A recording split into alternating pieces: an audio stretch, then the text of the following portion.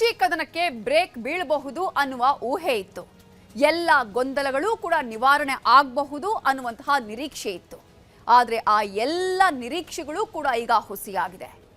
CM ಕುರ್ಚಿಯ ವಿಚಾರ ಚರ್ಚೆನೇ ಆಗಿಲ್ಲ. ಸಂಪುಟ ಪುನಾರಚನೆ ವಿಚಾರವೇ ಬಂದಿಲ್ಲ. ಕೇವಲ ಚರ್ಚೆಯಾಗಿದ್ದು ರಾಜ್ಯಸಭಾ ಸದಸ್ಯರ ಚುನಾವಣೆ ವಿಚಾರ ಮಾತ್ರ ಅಂತ ಇದೀಗ ಕಾಂಗ್ರೆಸ್ ಹೈಕಮಾಂಡ್ ಹೇಳಿದೆ. ಹಾಗಾದ್ರೆ ಸಿಎಂ ಕುರ್ಚಿ ವಿಚಾರ ಚರ್ಚೆ ಆಗಿಲ್ವಾ? ಹೈಕಮಾಂಡ್ ಹೀಗೆ ಹೇಳಿದ್ಯಾಕೆ ಅನ್ನುವ ಕಂಪ್ಲೀಟ್ ಡೀಟೇಲ್ಸ್ ಇಲ್ಲಿದೆ.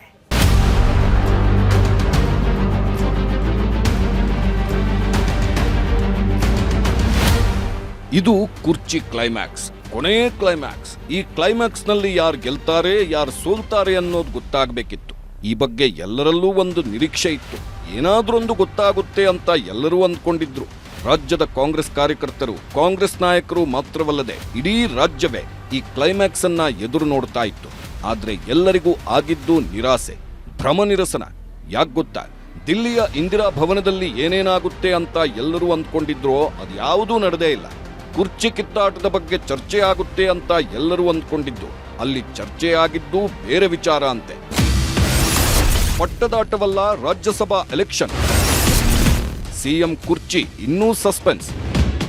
ಎಸ್, ಹೈಕಮಾಂಡ್ ಹೇಳಿದ್ದೇ ಅಂತಿಮ. ಹೈಕಮಾಂಡ್ ನಿರ್ಧಾರಕ್ಕೆ ಬದ್ಧ. ಎಲ್ಲವನ್ನೂ ಹೈಕಮಾಂಡ್ ತೀರ್ಮಾನಿಸುತ್ತೆ. ರಾಜ್ಯದಲ್ಲಿ ಸಿಎಂ ಆಗಿ ಯಾರಿರಬೇಕು, ಯಾರಿರಬಾರದು ಅನ್ನೋದನ್ನು ಕೂಡ ಹೈಕಮಾಂಡೇ ಡಿಸೈಡ್ ಮಾಡುತ್ತೆ. ಮಂಗಳವಾರ ಇಂಥದ್ದೊಂದು ನಿರ್ಧಾರ ಆಗುತ್ತೆ ಅಂತ ಎಲ್ಲರೂ ಅಂದ್ಕೊಂಡಿದ್ರು.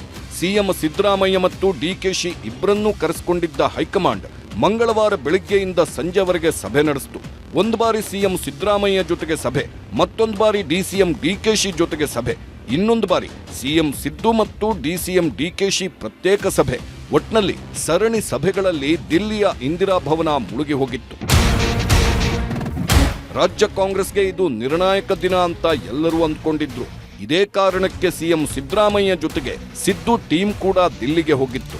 ಡಿಕೆಶಿ ಜೊತೆಗೆ ಡಿಕೆ ಟೀಮ್ನ ಕೆಲವರು ದಿಲ್ಲಿಗೆ ಪ್ರಯಾಣ ಬೆಳೆಸಿದ್ದರು. 11 ಗಂಟೆಗೆ ಸಿಎಂ ಜೊತೆಗೆ ಹೈಕಮಾಂಡ್ ಸಭೆ ನಡೆಯುತ್ತೆ ಅಂತ ಮೊದಲೇ ಫಿಕ್ಸ್ ಆಗಿದ್ದು, ನಿಜವಾಗಲೂ ಸಭೆ ಆರಂಭವಾಗಿದ್ದೇ ಸುಮಾರು 1 ಗಂಟೆಗೆ. ಹಲವಾರು ಸುತ್ತಿನ ಮಾತುಕತೆಗಳು ನಡೆದವು. ಸಿಎಂ ಸಿದ್ದರಾಮಯ್ಯ ಜೊತೆಗೆ ರಾಹುಲ್ ಗಾಂಧಿ, ಸುರ್ಜೇವಾಲಾ, ವೇಣುಗೋಪಾಲ್, ಮಲ್ಲಿಕಾರ್ಜುನ್ ಖರ್ಗೆ ಮುಂತಾದವರು ಸಭೆ ನಡೆಸಿ ಚರ್ಚೆ ಮಾಡಿದ್ರು. ನಂತರ ಡಿಸಿಎಂ ಡಿಕೆಶಿ ಜೊತೆಗೂ ಹಲವಾರು ಸುತ್ತಿನ ಮಾತುಕತೆ ನಡೆಸಲಾಯಿತು. ಆದ್ರೆ ಯಾವ ಗೊಂದಲವೂ ಬಗೆಹರಿದಿಲ್ಲ. Whatever speculation you people are doing, that is only speculation, no reality at all. Today we discussed about the Rajya Sabha seats and the council seats of Karnataka.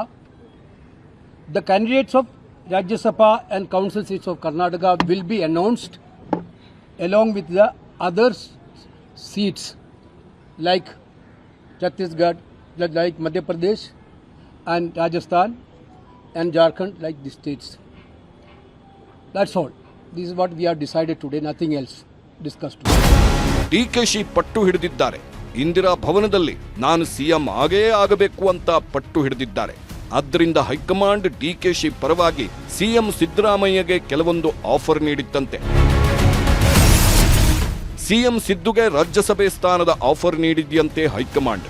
ಇಷ್ಟೇ ಅಲ್ಲ, ಸಿದ್ದು ಪುತ್ರ ಯತೀಂದ್ರಗೆ ಡಿಸಿಎಂ ಪದವಿಯ ಆಫರ್ ಅನ್ನು ಕೊಟ್ಟಿತ್ತಂತೆ. ಆದ್ರೆ ಯಾವುದಕ್ಕೂ ಒಪ್ಪದ ಸಿಎಂ ಸಿದ್ದು ಕಾಲಾವಕಾಶ ಕೇಳಿದ್ದಾರಂತೆ. ಮತ್ತೊಂದು ಕಡೆ ಸಿಎಂ ಹುದ್ದೆ ಬೇಕೇ ಬೇಕು ಅಂತ ಡಿಕೆ ಪಟ್ಟು ಹಿಡಿದಿದ್ದು, ಸ್ಪಷ್ಟ ತೀರ್ಮಾನಕ್ಕೆ ಬರದ ಹೈಕಮಾಂಡ್ ಕುರ್ಚಿ ಚರ್ಚೆಯನ್ನ ನಿಲ್ಲಿಸಿದೆಯಂತೆ.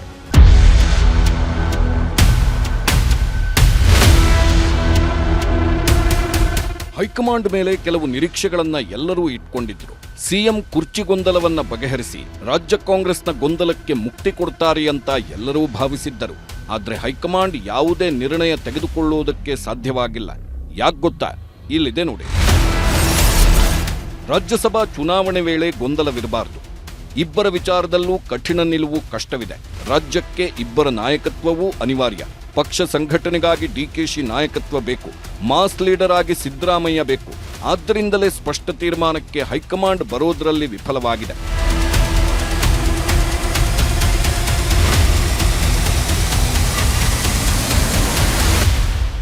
ಏನೇ ಆಗಲಿ, ಈಗ ಹೈಕಮಾಂಡ್ ನಿರ್ಧಾರವೊಂದನ್ನು ತಗೊಳ್ಳೋದ್ರಲ್ಲಿ ವಿಫಲವಾಗಿದೆ. ಆದರೂ ಡಿಕೆಶಿ 2 ವರ್ಷ ಸಿಎಂ ಆಗಿರಬೇಕು ಅನ್ನೋ ಆಸೆ ಇಟ್ಕೊಂಡಿದ್ದಾರೆ. ಸಿಎಂ ಸಿದ್ದರಾಮಯ್ಯ 5 ವರ್ಷ ಸಿಎಂ ಆಗಿರೋ ಭರವಸೆಯನ್ನ ಇಟ್ಕೊಂಡಿದ್ದಾರೆ. ಇದಕ್ಕಾಗಿ 1 ವರ್ಷದಿಂದ ರಾಜ್ಯದಲ್ಲಿ ಇದೇ ಹಗ್ಗಜಗ್ಗಾಟ ನಡೀತಾ ಇದೆ. ಇದು ಯಾವ ಲೆವೆಲ್ಗೆ ಹೋಗಿತ್ತು ಅಂದ್ರೆ 2-3 ಬಾರಿ ಹೈಕಮಾಂಡ್ ಮಧ್ಯಪ್ರವೇಶ ಮಾಡುವಂತಾಗಿತ್ತು. ಡಿಕೆಶಿ ಪದೇ ಪದೇ ಕೊಟ್ಟ ಮಾತನ್ನ ನೆನಪಿಸಿದ್ರು. ಸಿದ್ದು ನಾನೇ ಸಿಎಂ, ಹೈಕಮಾಂಡ್ ತೀರ್ಮಾನವೂ ಅದೇ ಅಂತ ಹೇಳಿದ್ರು. ಆದ್ರೆ ಬಣಗಳು ಸೃಷ್ಟಿಯಾಗಿ ನಾಯಕತ್ವದ ಗೊಂದಲ ಏರ್ಪಟ್ಟಾಗ ಹೈಕಮಾಂಡ್ ಸಹ ಸ್ವಲ್ಪ ಸೀರಿಯಸ್ ಆಗಿ ನೀವೇ ಸೃಷ್ಟಿಸಿರೋ ಗೊಂದಲ ನೀವೇ ಬಗೆಹರಿಸಿಕೊಳ್ಳಿ ಅಂತ ಹೇಳಿತ್ತು. ಈಗ ತಾನೇ ಇದೆಲ್ಲ ಬಗೆಹರಿಸೋಣ ಅಂತ ಕರೆದಿದ್ದು ಇಲ್ಲಿ ಮತ್ತೊಂದು ಸಸ್ಪೆನ್ಸ್ ಕೊಟ್ಟಿದೆ.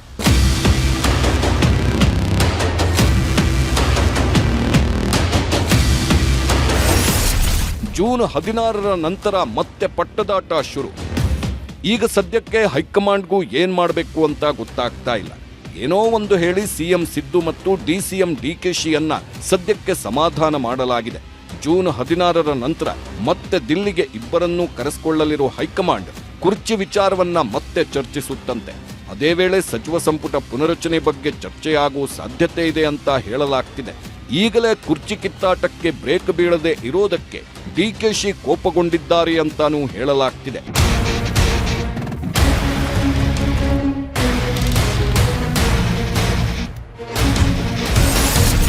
ಯಾರೂ ಬಹಿರಂಗ ಹೇಳಿಕೆ ನೀಡದಂತೆ ಹೈಕಮಾಂಡ್ ತಾಕೀತು.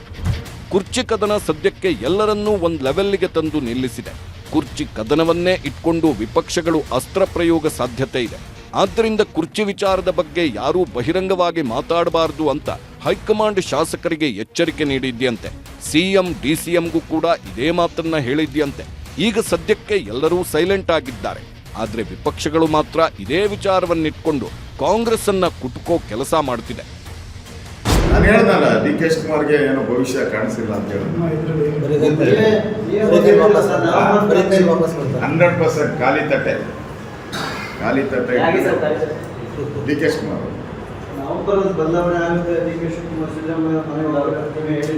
ಅವ್ರು ಬದಲಾವಣೆ ಆಗುತ್ತೆ ಅಂತ ಹೇಳಿದೆ. ಡಿ ಕೆ ಶಿವಕುಮಾರ್ ಆತಾರೆ ಅಂತ ನಾನು ಹೆಸರು ಹೇಳಿದೆ. ಆ ಯೋಗನೇ ಕಾಣಿಸ್ತಾ ಇಲ್ಲ. ಈಗ ಸಿಎಂ ಕುರ್ಚಿಯಲ್ಲಿ ಸಿದ್ದು ಬಿಟ್ರೆ ಬೇರೆ ಯಾರೂ ಕೂರೋಕೆ ಸಾಧ್ಯವಿಲ್ಲ ಅಂತ ಹೇಳಲಾಗ್ತಿದೆ. ಹೈಕಮಾಂಡ್ ಈ ವಿಚಾರವನ್ನ ಮುಂದಕ್ಕೆ ಹಾಕಿದ್ದು ಯಾವಾಗ ಈ ಕುರಿತು ನಿರ್ಣಯ ತೆಗೆದುಕೊಳ್ಳುತ್ತೋ ಕಾದು ನೋಡಬೇಕಿದೆ.